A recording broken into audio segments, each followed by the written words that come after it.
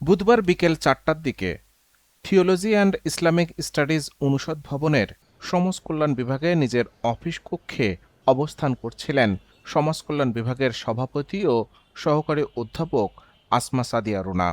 হঠাৎই সেখানে প্রবেশ করেন বিশ্ববিদ্যালয়ের কর্মচারী ফজলুর রহমান। এক পর্যায়ে ধারালো অস্ত্র দিয়ে শিক্ষক রোনার উপর হামলা চালানো হয় বলে অভিযোগ উঠেছে। ছুরিকাঘাতে আহত হয়েছে। পরে আমি হাসপাতালে এসে এই অবস্থা দেখি এবং যে আহত করেছে উনি সমাজ কল্যাণ বিভাগের কর্মচারী ছিল, জি, ফজলুর রহমান। 3:30টার পরে আনুমানিক, আজকে পরীক্ষা ছিল ডিপার্টমেন্টে, পরীক্ষা শেষ হওয়ার পরে ম্যামের কক্ষেই ছিলেন, তারপরে এই ঘটনা হয়েছে। আমার এক বন্ধু হুট করে বলছে যে ম্যামের রুম থেকে কিসের আওয়াজ আসছে, বাঁচাও বাঁচাও এরকম আওয়াজ আসছে। তো হুট করে দেখছি এদিকে যেতে দেখছি যে দুইটা আনসার এবং দুইটা মানুষ ম্যামের রুমের সামনে বলছে যে রুম থেকে এরকম আওয়াজ আসতেছে। তো সাথে সাথে আওয়াজ আর পাইলাম না, যে রুম দরজার সাথে সাথে ভাঙা হয়েছে, ভাঙাই দেখতেছি যে ম্যাম তো একদিকে পড়ে আছে, আর ওই যে মানে খুন করতে আসছে সে নিজেই নিজের গলা কাটতেছে। এই নির্মম দৃশ্য দেখে নিজের কথা আর কি বলবো, এই হচ্ছে বিষয়।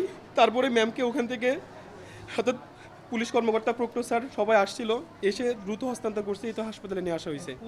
আমি শুধু শুনছি যে আমার ছোট ভাই ওয়াইফ রুনা, সাদিয়া ইসলাম রুনা, ও হচ্ছে একটা ছেলে নাকি তাকে গলায় চাকু মারছে, এটাই শুনতে পারছি। এর প্রেক্ষাপটে এখন হসপিটালে এসে দেখছি যে এই অবস্থা। এখন এর বেশি কিছু বলতে পারবো না ভাই। এখন ঘটনার পরপরই প্রক্টরিয়াল বডি ও ইবি থানা পুলিশ দুজনকে উদ্ধার করে বিশ্ববিদ্যালয় মেডিকেলে নেয়। পরে আশঙ্কাজনক অবস্থায় তাদের পাঠানো হয় কুষ্টিয়া জেনারেল হাসপাতালে। সেখানে চিকিৎসাধীন অবস্থায় মারা যান আসমা সাদিয়া রুনা। অন্যদিকে অভিযুক্ত কর্মচারী ফজলুর রহমানের অবস্থাও সংকটাপন্ন বলে জানিয়েছেন চিকিৎসক। যখন এখানে আসছে তখনই আমরা ওনাকে মৃত্যু পাইছি ওনাকে। তো আমাদের পরীক্ষাতে আমরা মৃত্যু পাইছি ওনাকে। পরবর্তীতে আমরা বিশেষ করে আমরা এটা বের হয়েছি, সে মারা গেছে। হ্যাঁ, আর আমাদের ধারণা যে উনি হিমোলজিক শক থেকে মারা গেছে।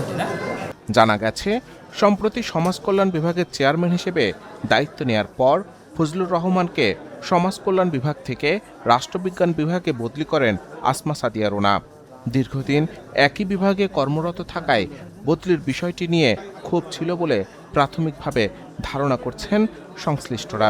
তবে হত্যাকাণ্ডের সুনির্দিষ্ট কারণ এখনও নিশ্চিত করেনি বিশ্ববিদ্যালয় প্রশাসন। সময়ে তার বিভাগে আগে কাজ করত ফজলুর রহমান নাম কর্মচারী।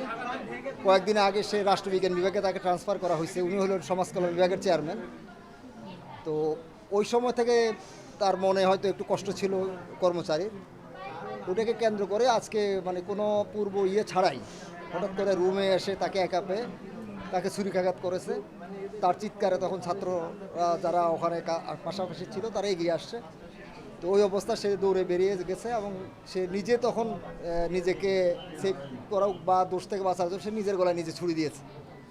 তো এই ছিল বিষয় এবং তৎক্ষণাৎ ছাত্ররা এবং টিচাররা সবাই মিলে অ্যাম্বুলেন্সে করে তাকে এখানে নিয়ে আসা হয়েছে।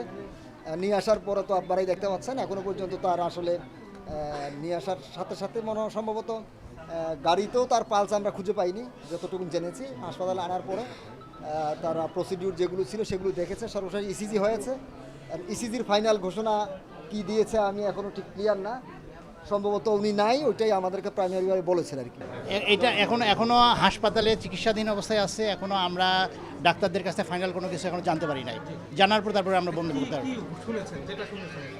না, শুনেছি যে আপনার ক্যাম্পাসে একজন আপনার হলো আমাদের ম্যাডামকে, সম্মানিত ম্যাডামকে, সোশ্যাল ওয়েলফেয়ার ডিপার্টমেন্টের যিনি চেয়ারম্যান, লুনা ম্যাডাম, ওনাকে আপনার হলো দুর্বৃত্তরা ছুরিকাঘাত করছে, এটুকু আমি শুনছি। আমি অলরেডি তখন 3:30টার গাড়িতে ক্যাম্পাস থেকে কুষ্টিয়াতে আসছি। আমি জাস্ট ওই একদম থেকে গাড়ি থেকে নেমেই হাসপাতালে চলে আসছে। না, চিকিৎসকদের সাথে তারা এখনও ইনভেস্টিগেশনে আছে, আপনারা দেখতেছেন মনে হয়। তারা এখনও পরীক্ষা নিরীক্ষা করতেছে। পরীক্ষা নিরীক্ষা করার পর তারপরে হয়তো তারা জানাবে। পুলিশ জানিয়েছে, ঘটনার রহস্য উদ্ঘাটনে কাজ চলছে। ঘটনাস্থল থেকে আলামত সংগ্রহ করা হয়েছে। আহত কর্মচারীর সুস্থতার পর তাকে জিজ্ঞাসাবাদ করা হবে। একটি বিশ্ববিদ্যালয়ের মতো নিরাপদ স্থানে এমন মর্মান্তিক ঘটনা, শিক্ষার্থী ও শিক্ষকদের মাঝে সৃষ্টি হয়েছে আতঙ্ক ও শোকের ছায়া। এই হত্যাকাণ্ডের প্রকৃত কারণ উদ্ঘাটন ও দোষীদের দৃষ্টান্তমূলক শাস্তির দাবি জানিয়েছেন সংশ্লিষ্টরা। Desk report, news update.